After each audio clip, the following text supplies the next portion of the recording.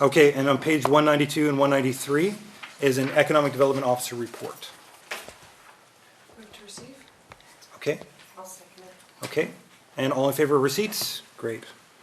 Okay, Public Works report. Great report. Yeah, super. Okay, this is the first report from the new Public Works super, Trevor Pelche. Great detail. Yeah, it was great. Thank you to Trevor for that. I'll move to receive. Councillor Bullock, Councillor Salt, all in favor? Okay, great. Building Inspector report, this is the last of the greats, I guess, eh?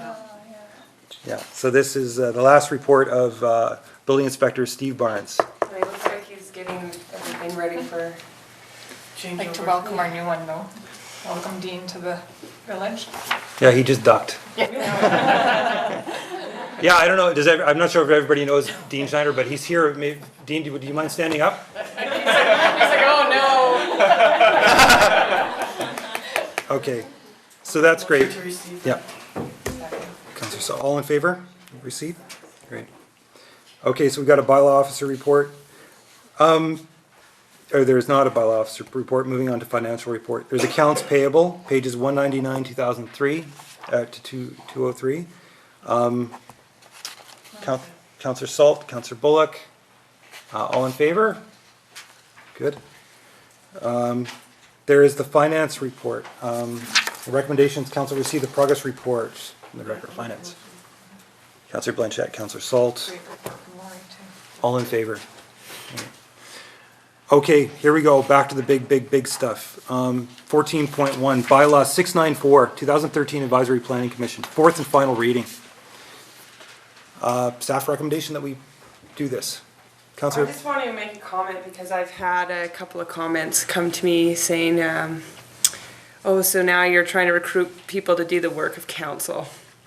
And I just want to make a point that this is an opportunity for people to get involved in what's happening with what comes across to council.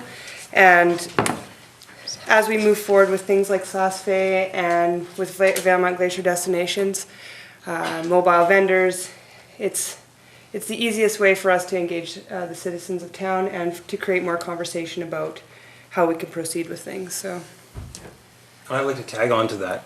It's also an opportunity to build capacity in the community for people to do this job here too, right?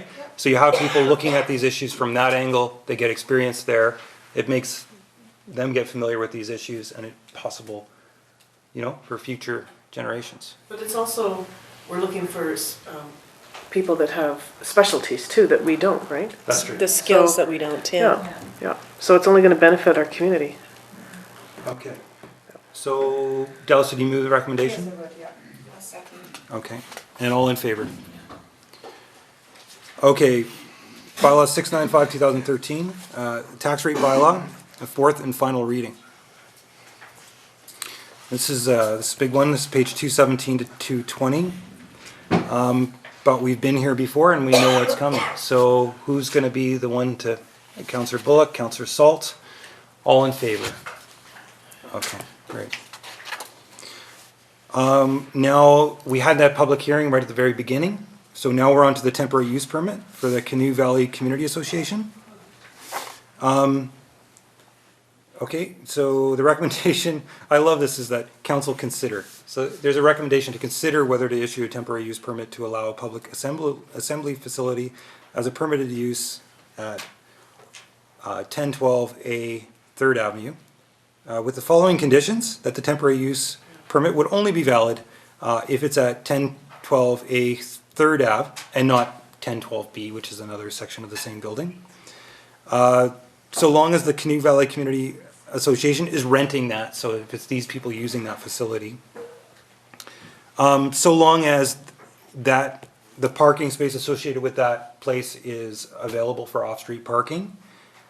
And there's a consideration here that the Canoe Valley Community Association display a sign indicating that children are at play while the program is in session, and that's a consideration around the gravel trucks and the other industrial operators. And the other one is that it's until May 31st, 2015. So it is a temporary use permit, it's not for forever. Is it plug? Yeah. Okay. That's a bunch of, thank you. All in favor? Okay, council reports. I attended the Varda General Board meeting, discussed the Crystal Ridge new runs. Councillor Bullock and Curtis laid some out from what I understand, and supposedly they're wicked. Attended the chili cook-off and also the tourism meeting, and the Bigfoot Trail is going forward with garbage cans and bollards and benches and lighting, I believe, too. I don't think the lighting, not yet. No lighting? Okay, yet. so that's all I've done in 2 weeks. Yeah. Apart from all your other 12,000 Yeah, things. right. Okay, councillor Blanchette. May 4th, we had the launch to the walk. We had 82 people register that day for the walk around the world. We've had over 100 sign up, so it's great. I hope everybody's got their pedometer on. So we're really looking forward to keeping that going. We are having a problem with the pedometers. Please don't break them up or cut anything off, because I'm trying to return them to get the funds back so I can order new ones, okay? So just bear with us. I went to the chili cook-off. My husband came in third, yay. Now, on May 11th, Paul Johnson did a really great geocaching event to get a few people aware of how you do geocaching. So we're going to be doing the geocaching event in August. So if you have any other questions, call Paul. Okay, don't call me, I know nothing. Tourism Valemount, exactly. And I've also been asked to be a member of a research team from Northern Health. They're putting together a 4-year initiative regarding partnering for change. And so that's really exciting. So, yeah. And that's it. So did you say yes? Of course. Okay, very good. Thank you. Councillor Salt. Start with you. Okay. My apologies for not being present at the last meeting, so I'm reporting back to the April 9th meeting, what I've been up to since then, but it doesn't sound like I've been busy like everyone else. I attended the core emergency course that was offered to staff, council, members from the village of McBride, ambulance, RCMP, fire, yeah, so it was a very interesting course, and I know there's some more courses coming up as well to build on that. And then I was off to Russell, Manitoba to attend the Trans-Canada Yellowhead Highway Association AGM and convention, which was, I wouldn't have normally gone that distance, but because of winning the bid to host it here next year, it was a requirement that I go and do a presentation and an invitation to the delegates from the 4 western provinces to come to Valemount next year. And it was a wonderful convention, and I'll submit a written summary of that AGM for a smaller agenda. I didn't want it to go on this one. And then on May 7th, I attended the CBT Community Initiatives Committee meeting, an annual wrap-up meeting where we've discussed how things went this year, what worked, what didn't, and what to recommend and build on as far as terms of reference and procedures for the following year to council. Awesome. So it was very It's good. great to see that follow-up happening. Yeah, great done. I was on the village chili cook-off team. I don't know if I'd ever do it again, because being that we were there representing the village, I don't think we'll ever win. And then I went Everybody's got their to, excuses. yeah. Oh. And then North Central Local Government Association meeting in Quesnel from May 1st to 3rd. I think I used that opportunity to follow up basically on our visit from Borealis to talk about geothermal power potential to all the delegates I really could there. The most interesting connection was with Dawson Creek. They're a pretty neat municipality. They have their own energy co-op from a wind park called Peace Energy. They also have a lot of solar on their municipal buildings, and they would be a great reference for alternative energies outside of geothermal as well. The conference, it's pretty hard to go to the North Central conference because most of the topics really spoke to natural resource development and issues arising amongst high increases of population, which is not really what we are facing right now. And so I would really encourage, and I hope somebody goes to be a part of the Association of the Kootenai Boundary Local Government next year, because they deal with more smaller populations, tourist-based industries, recovering from the loss of forestry, etc. And I think there might be some neat networking opportunities there. And then May 7th with the tourism meeting, the geocaching event is August 9th to 11th. And we have ordered and are going to place 50 new geocaches in Valemount, which is pretty cool. I know nothing about it, so I'm interested in learning about it. And then today was a community forest meeting. And we have the best community forest ever. Oh, we've got a fire. Ambulance. Okay. Sorry. That will work. And that's all. Thank you, Councillor Bullock. That's amazing. I really appreciate the character of your reports and talking about the issues that you're facing. I think it helps give everybody a sense not just of where we are spending our time, but what the issues we're facing. I did not win the chili cook-off. I was sick that day, and I still owe Dan Clay $40. So hopefully I'll pay him. I think he'll kill me if I don't. But I'm really pleased about the news about the Bigfoot Trail. But I'll just go on to what I've been doing. In the beginning of May, I went to the Mayor's Caucus in Prince George. It's a very funny name. You can have fun with that name a lot. But the Mayor's Caucus is all the mayors of British Columbia get together. And it makes for some really interesting things. It's not the first one I've been to, but I get an opportunity to chat with, it's a great opportunity to chat with hometown kid Taylor Backrack, Mayor of Smithers, and have lunch with Gregor Robertson. It's pretty neat. But the work of the Mayor's Caucus is really interesting. It's as a group of municipalities, it's a very good tool. It's not completely a new idea. There's other ways of doing this. When the mayors get together, they're typically focused on a few issues, and they bring those issues to the fore and present them to government. And what we've seen so far is very quick reaction to that. So it's sort of working in conjunction with UBCM. And just so everybody knows, all of the issues that the Mayor's Caucus have raised so far have already been raised by UBCM, but the Mayor's Caucus brings it with a spear point and gets things moving. It was a really great conference to go to. There was lots of learning there, and also lots of a good chance to network with other mayors. Mayors find themselves in a particular situation because they chair meetings and we say that they're the CEO. Of course, nobody becomes a mayor who's been a CEO because you've got skills and you can get ahead in life. But we're the CEOs, and what we're finding is that while there's lots of general training for all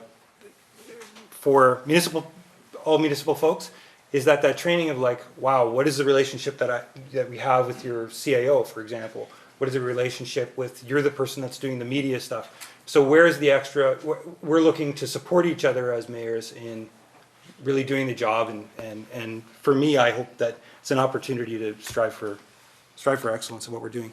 I also went to the North Central Local Government Association, and I was amazed at the context that we met there. Councillor Bullock mentioned the Peace River Wind Co-op.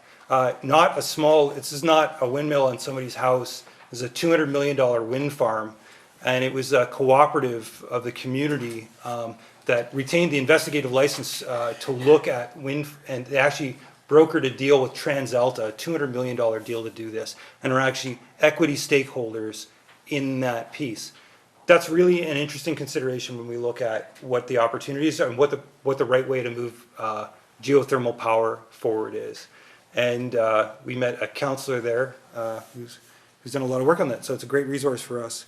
But there was lots of good meetings at NCLGA, but I would just like to echo Councillor Bullock's comments, is that while there was lots of good stuff to talk about, the central issue of the day, which is Valemount Glacier Destinations, had we been in the Association of Kootenai Boundary Local Governments, we would have been talking to Golden, who's worked with the same developer that we're planning on working with.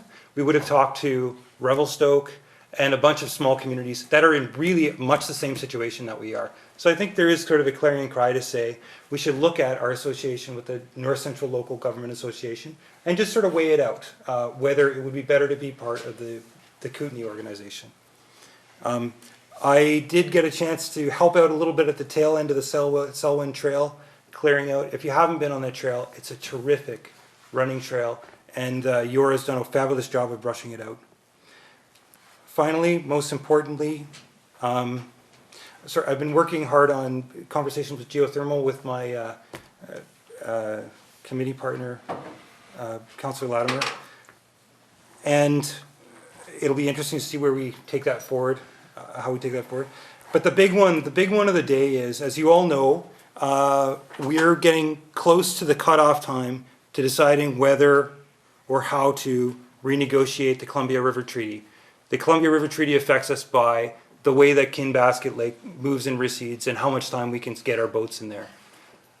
What I want to tell you is that there's going to be an opportunity in late June for Valemountonians. It's going to sound awful, but there's an opportunity for people who've engaged in the process to go to Golden to speak with the province and the people who are negotiating on our behalf about what we'd like to see out of that treaty. And I would like to invite the people in this room and make it known that to all your friends that there's going to be an opportunity. It would likely the province would pick up our transportation there, and we're working on whether or not they would factor in our accommodation. It's tough. I've tried to work the political angle that we need to have this conference here and not in Golden, but it's not working. The reason is the province, everybody on the province on the negotiating team is like high-priced consultants from Vancouver, and they're not going to do presentation in Golden and Revelstoke and in Golden like we'd wish them to. So I'm in the awkward position of saying, will you, to learn more about the treaty that affects our community so much and has affected our history over the last 40 years deeply, will you consider traveling with a group of other concerned citizens down to Golden to get that consultation, to make that consultation happen with the renegotiation of the treaty that did not happen 40 years ago when they signed the treaty? And so there's a real learning opportunity, young people especially, who will be the standard bearers for when, if this is ever renegotiated again. I think it's a once in a lifetime opportunity. It's an opportunity to represent our community in an international treaty and provide feedback directly to the government. I'm just bringing on this, and it's not a very long lead time, but I give you this. If you have if the words that have just come out of my mouth resonate with you at all, get in contact with me and we'll see about getting you on the list. The other thing is they're only going to give us this conference if we get enough people signed up to go. The province is so impossible. But we're looking for 50 altogether, so that's Golden, Revelstoke, Valemount. Okay. Not 50 from Valemount. If we brought 7 or 8 from Valemount, we'd be rocking. And I think with the community, that it's a good percentage of the population. It's like 1% of the population. It'd be fantastic. I'm going to leave it there. There's an opportunity. If you're interested, we can contact me later on. That wraps up my report. Okay, so motion to receive. Councillor Blanchette, Councillor Latimer, and all in favor of receipt. Okay, good. So we'll move on through new business, which we don't have. And then we're going to go into the public comment section. So I'm going to read out the rules because there's many people who don't normally attend here. Questions should be limited to 2 minutes each. Sorry. Questions should be limited to 2 minutes each. Questions should only be regarding an item on the current council agenda. So if you're talking about garbage, we didn't talk about it today, don't bring it up. And also if it's a subject that's ordinarily dealt with at the front desk out of routine, don't bring it up here. This is not the place because there's a lot of people in this room. You have to state your name and address for identification purposes. Questions should be addressed through me, the chair. That's Robert's rules. That's how we work things here.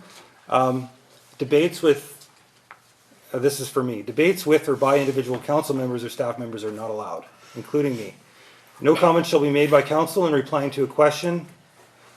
No commitments shall be made by council in replying to a question. So we're not making policy here on the floor, on the fly. and matters which require action of the council shall be referred to a future meeting of council. So I open it up, and just to say, you just stand up and you state your name and your address. And it doesn't matter if you live within the village or not, you state your name and address. Okay? Yes. Okay, Cynthia Piper, 975. Sorry, Cynthia, sorry to interrupt you, I apologize. For Gord's benefit, he'd like to film everybody, so if everyone could come to the mic. Okay, Cynthia Piper, 975. Crescent, I don't have any questions, I just have some comments on the agenda. I thought it was rather ill-advised sending the letter to Adrian Dix. We have an MLA, Shirley Bond, who is in a fight right at the moment. None of us are sure what's going on with the election. It is now in public record as it being sent to only Adrian Dix. It should have been sent to all of the political parties. So I'm not too impressed with that. A few moments ago, you spoke to this audience, and I found it to be extremely condescending. You were basically yelling at the audience. You are a politician. I have been a politician, and yes, you are going to get people phoning and not liking what you're doing, and they're going to comment on it. I don't think it's your place to come in here and harangue people who have just come in to see what's going on this evening. So my suggestion to you is to kind of like buck up and take it, because that's part of politics, and not harangue your audience. Okay, thank you. Thank you. Yeah, just go to the mic, thanks.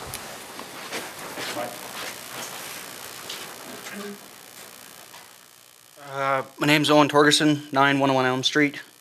I am encouraged by the views of the boundary extension. Case in point, Revelstoke did a satellite boundary extension to include Revelstoke Dam, and they are now receiving the windfalls of $1.2 million. The pilot project for the mobile/street vendors, I encourage council to consider a lottery system, because location, location, location will always be a point. And in lieu of the Emergency Planning Committee, I just, as a citizen, want to thank the committee representing the wildfire protection and prevention. And for Water Week, is our water treatment facility accessible by the physically disabled? Thank you. Great, thanks for your question. We'll attempt to answer that right now. Unfortunately, no. Okay. Very limited access. Most of the aisles are much too narrow, and we have stairs and we have other infrastructure that's really tough to get. Would be really tough. One could gain entry into the building, though. Probably into the entrance. Yeah. Well, and I think they'd be able to see the computer system for the tanks. That's quite true. well, and Probably. I think they could. Yeah, you be could able go to around and see the UV stuff. Yeah, There's lots to Just see not there, all of it. just so not all of Yeah. it, yeah. Yep. there, unfortunately, there's some staircase to get up to another level and all sorts of stuff. But generally, yes.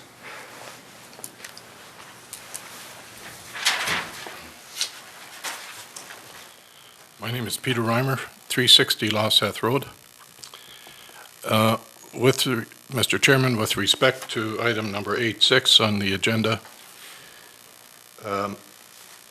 and first of all, let me say thank you for this council for all your hard work. Appreciate your pressures that you're under.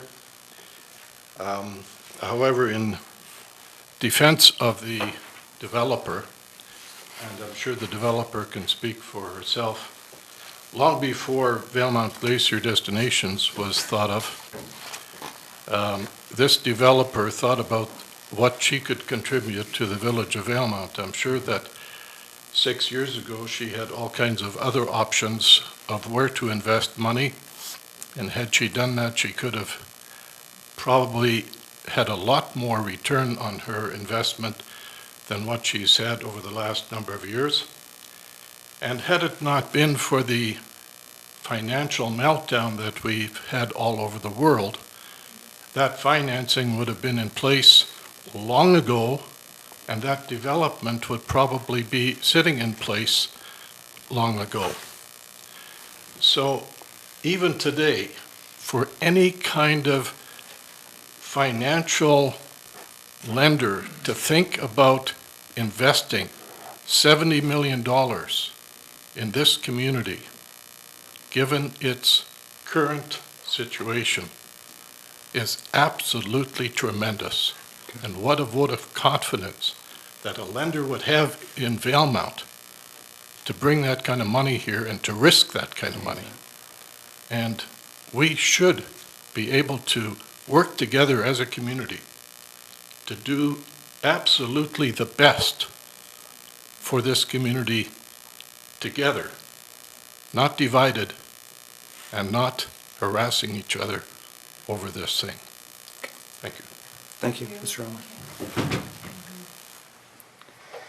Further comments from the public? Yeah.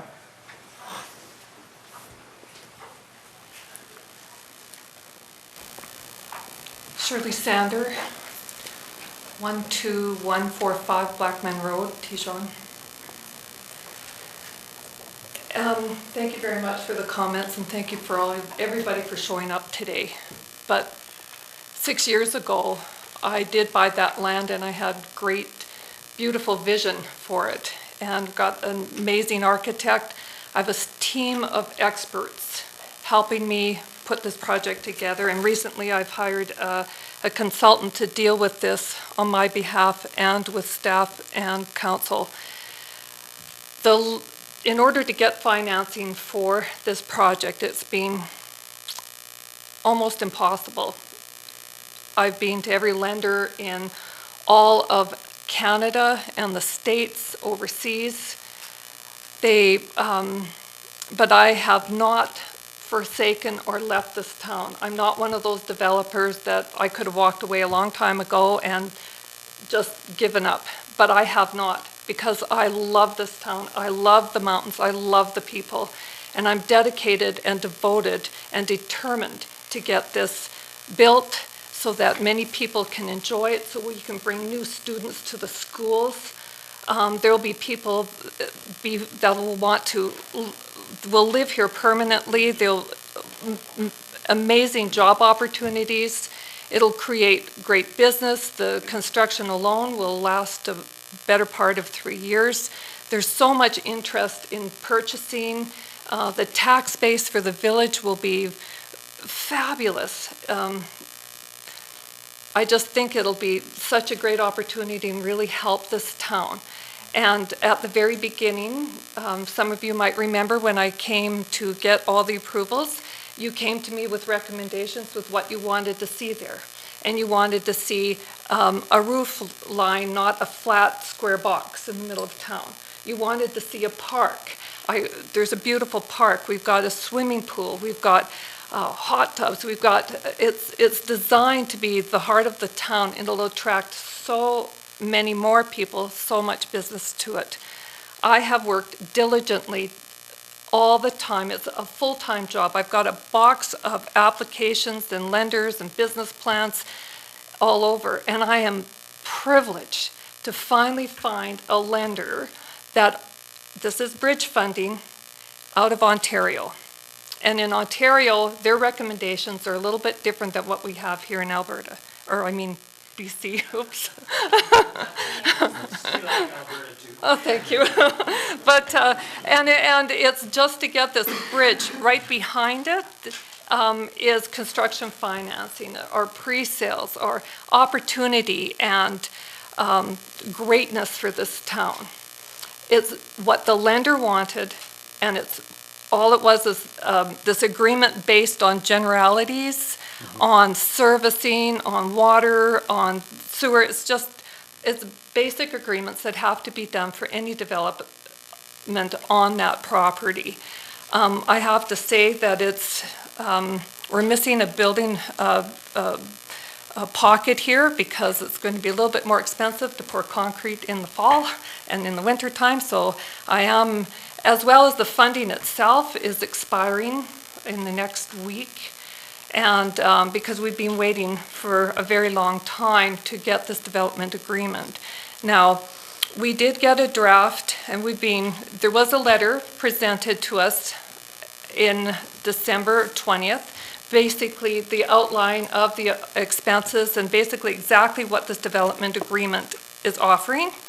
And we have not received it. We got a draft sometime in April, and I only received a draft, the 4th draft. We hadn't seen draft 2 or 3. We finally got one that week or whatever. So we quickly went over it. I have no problems with the agreement at all.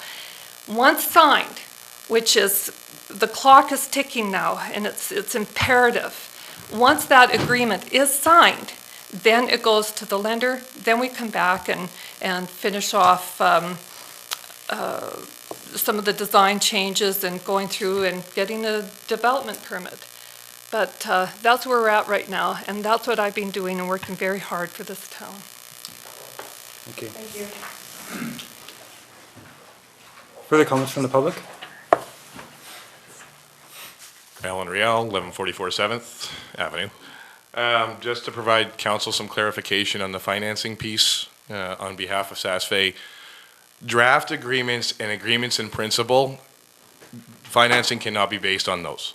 If nothing is signed, there's no formal agreement put in place, and so it brings no strength for the lender and for the developer to move forward.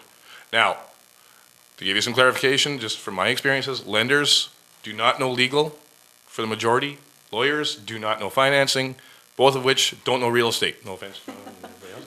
But again, in financing piece, a draft document unsigned is just exactly that, a piece of paper. So there's no value associated with it, so which may be a problem for the lender. Now, a suggestion for you, other municipalities in this province have gone through very similar situations. Has there been, and it's a question, has anybody consulted any of those other municipalities with these similar circumstances and gotten some guidance from those municipalities?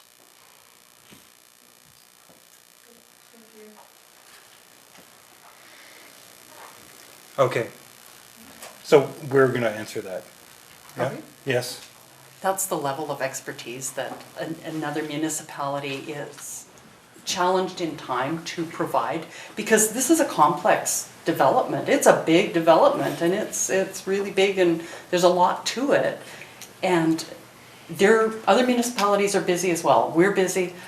For them to review a simple draft document for us, we often consult with other municipalities. This would be something that would require days. The letter that we drafted in fall, in December, we consulted with the planning department of the regional district, and they put 4 planners on it to assist us with that for 3 days.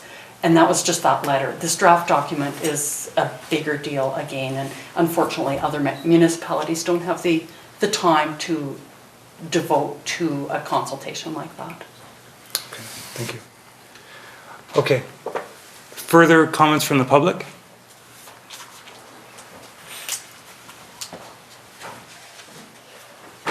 Pat, we'll just get you in a second. Joseph Newsey, 1070 Fifth Avenue. I'm not necessarily philosophically opposed to a development agreement as sought. My question is partiality going into the future. Because yes, with all respect to Ms. Sanders, she has worked very hard, and I don't doubt her intentions, but there are a whole lot of developers who are trying to get financing for their own projects. And if we do enter into this, it is a very specific boost to a very specific business plan, and is the council prepared to do that for every other developer, especially on Fifth Avenue into the future? Because we all have business plans, and we're all trying to get that financing.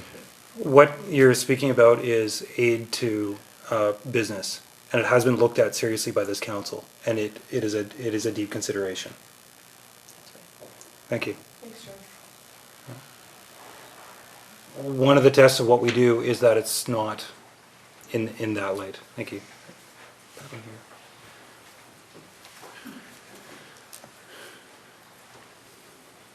My name is Pat Bennett. I live at 1515 Coyote Road. My question is to Anne. What I'm hearing is that what I want to know is the village willing to be able to sign this document for Miss Sanders so that she can get her financing in place? Or is the village council opposed and not willing to accommodate her.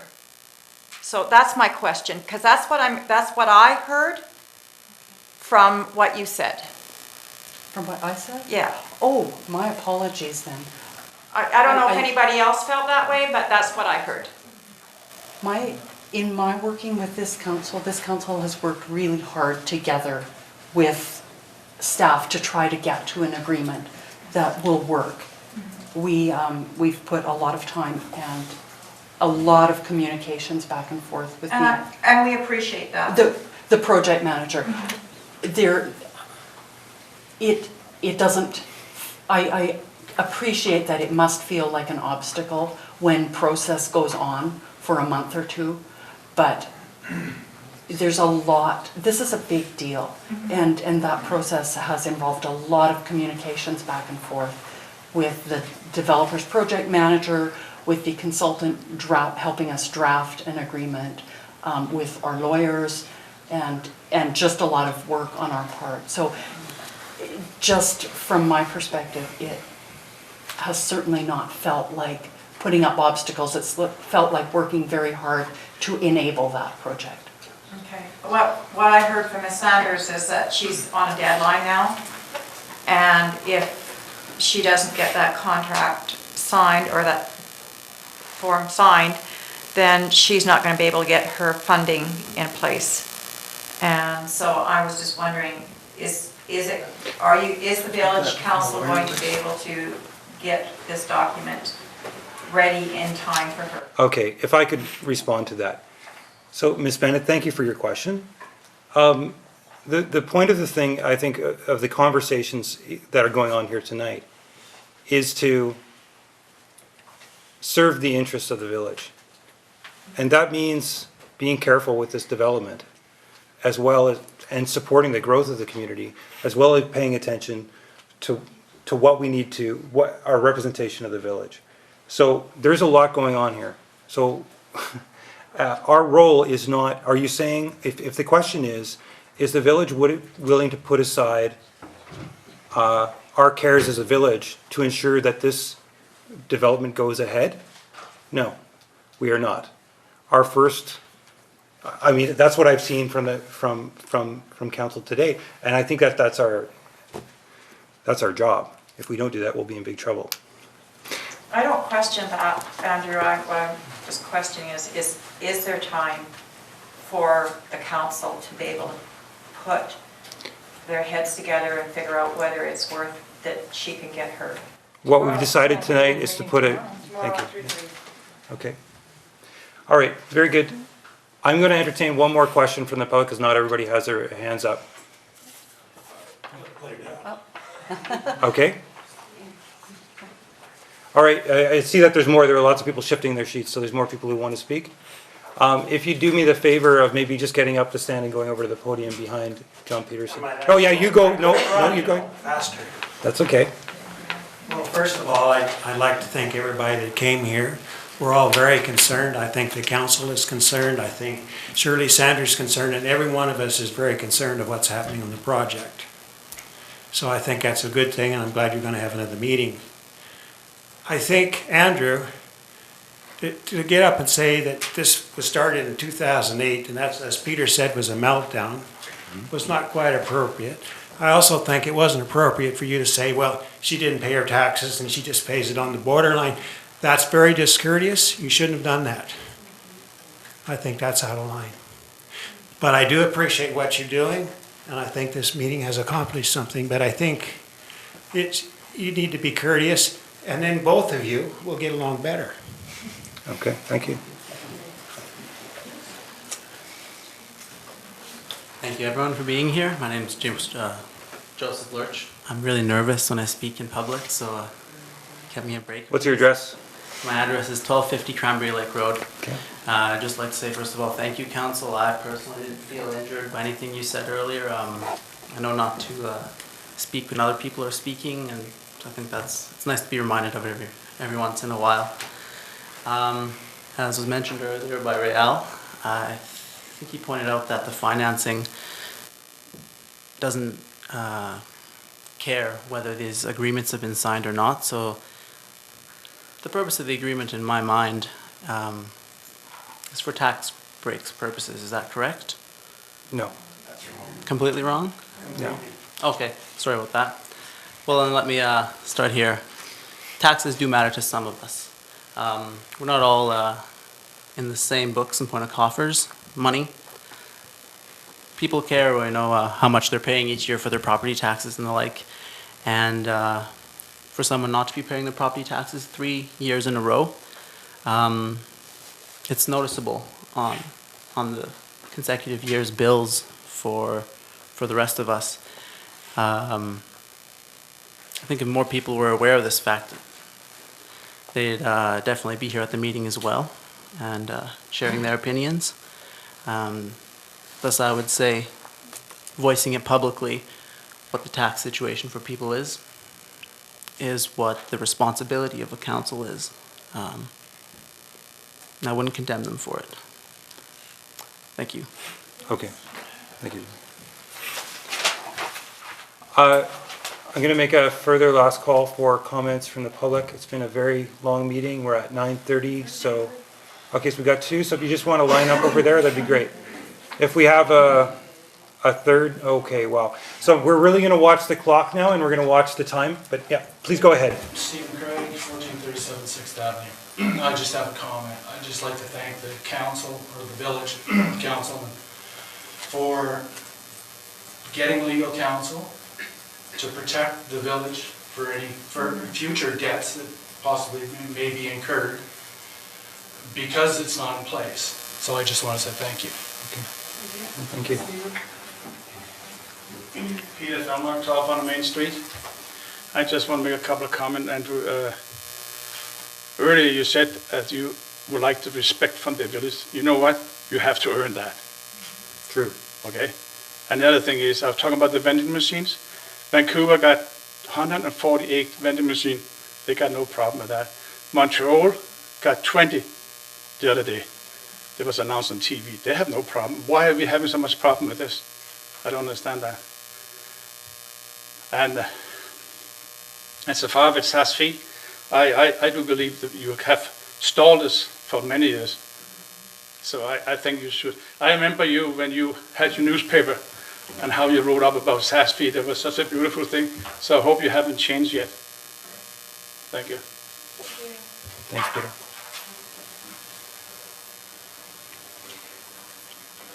Peter Fox, 1195 3rd Avenue in Valemount, and I would like to thank Council for doing due diligence on this project. Ms. Sanders has probably come into support funding recently, and now with that in place and the due diligence that's required, I hope that maybe something can happen at 3 o'clock or 3:30 tomorrow. But I greatly appreciate having seen projects that have failed in Creston and were left standing for many years. The condition of some properties that I saw down in Cranbrook. Because of Alberta boom and bust, quite likely, I don't know for sure, but investors coming in and then pulling out mortgage payments not being able to be made on properties. We are a borderline community, and if we have a lot of Alberta investors, there can be problems that way as well when jobs disappear. So there are many reasons, and I can see this being a very complicated matter here. And just thank you for doing due diligence. I'm quite willing to donate 10 kilograms of flour, 5 kilograms of sugar, a dozen eggs to the Valemount Meals on Wheels if they'd like to make the Canada Day cake, if it would be more very good, more affordable that way. Thank you, Council. You win. Nicely done, thank you. But we were going to talk about that at the next council meeting. So, okay, thank you. Jason Vanderbilk, 2530 Bailey Road. And I think what Ms. Bennett meant was, when you guys were talking about the agreement that you guys have in front of you on SASFE, you made it sound like you were going to hand it back as an agreement in principle. So is it actually being considered to be signed tomorrow then? Can I speak to that? Yeah. I apologize for the confusion to Pat and to you. What I was verbally repeating was the advice from our lawyer, who recommended that it be signed in principle.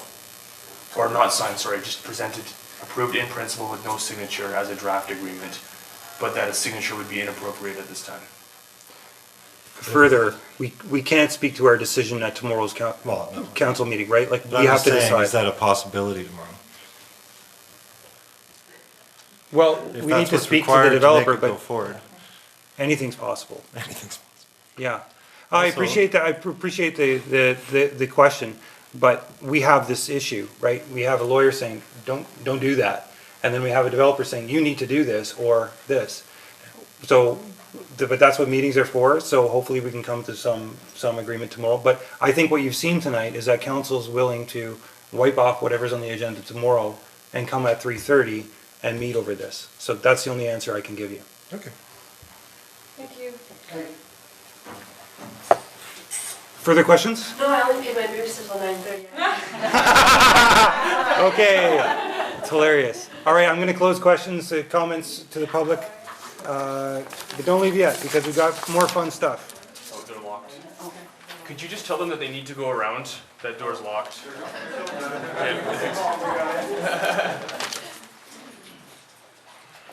Okay, so that brings us to the, well, we'll accept public comments. We'll just record them for the record that they've been there. Councillor Blanchette, Councillor Salt, all in favor? And then we're going to give notice to proceed in camera. We've still got more work to do, but land, legal, or labor is the issue. Motion to go, Councillor Salt, Councillor Bullock, all in favor? There we go.